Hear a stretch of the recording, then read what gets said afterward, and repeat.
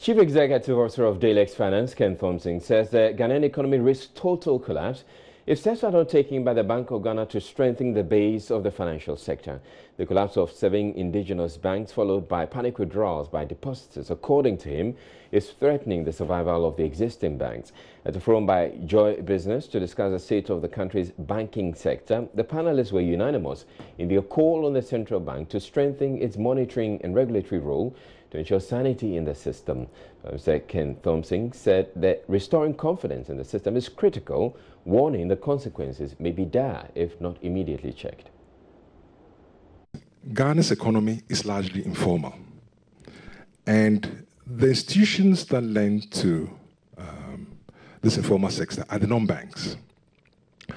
I can also tell you that over the last 12 months, as usual, I go around, we speak to our people that do business with us, we share our strategy, and there's still some concern. People are concerned, and I hope that the Bank of Ghana moves quickly to deal with the non-bank sector. And I'm glad that Elsie said that before I did, because there's concern, and we can see huge withdrawals. There are people withdrawing their money.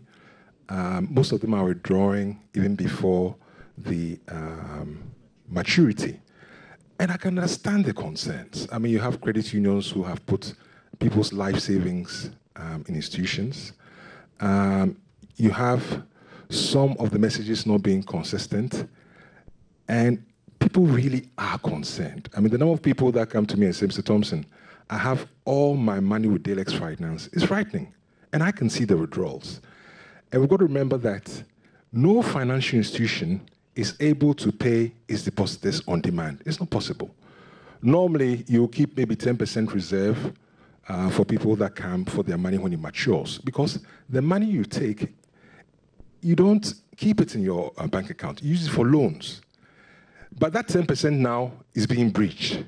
And if we don't manage it, once it gets to a point where people are not getting their money back, they get more worried, and the panic spreads, and everybody's affected.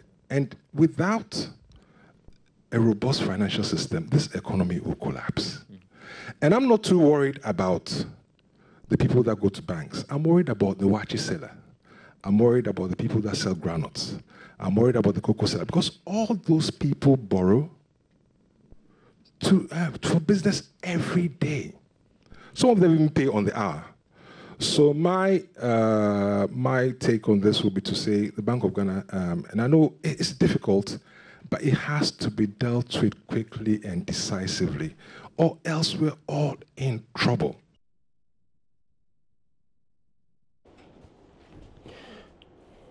Well, the Chief Executive Officer of Daylex Finance, Ken Thompson, has joined me via Skype right now. Thank you very much, Mr. Thompson. Now, what was the response you got to the issue you put before the panelists at the forum this morning? Well, first, I want to say that I'm quite happy with the response from the Deputy Governor, because he's saying that it's to cure the Ebola in this non-bank finance sector. Because if we don't deal with this, it will spread. If it spreads, we'll go to the point now where a lot of financial institutions are not lending at all. And if the financial system collapses, the whole economy collapses. Bank runs is not the first time it's happened in the world. The experience are universal. What's happened in the past. But we need to be decisive. All right, but curing the Ebola, as you said, or the cause of it, is not going to resolve the problem of the panic withdrawals, which you highlighted and which you said should be addressed immediately. So how do we address that? How do you expect? Okay, so you've got to pay up by isolating the institutions so that the public, the rest are left, can do proper business. And that's why I call it Ebola, because if the virus is not dealt with, isolated and killed, it will destroy the system. So let's go ahead and say that the banks are not worth doing business with. Ring-fence them like you did with the banks, and let the economy grow. Let's do business. But unless people have the assurance that the institutions that are running are credible, the panic withdrawals will not stop.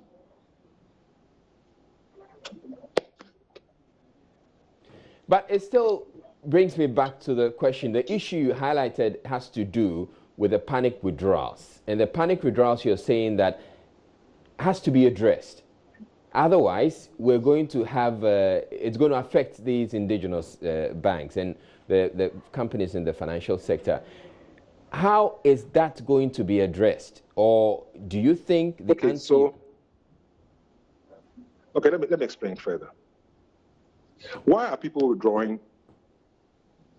Because they don't know which institutions are safe.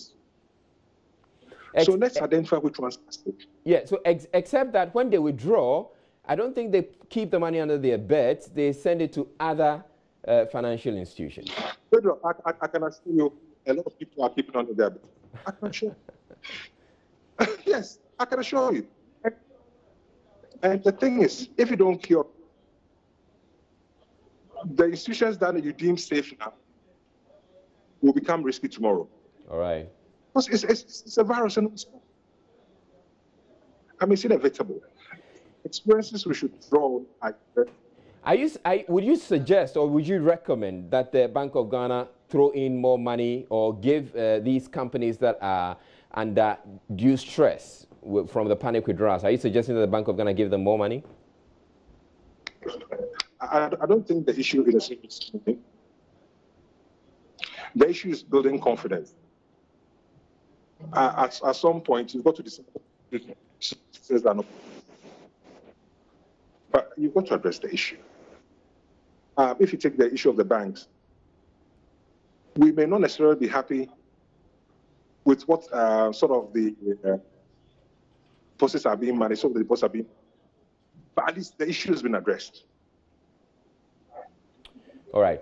Thank you very much, Ken Thompson. We'll leave it here. That's Chief Executive Officer of Daylex Finance, Ken Thompson, is speaking with us via Skype. You're watching JoyNews Prime.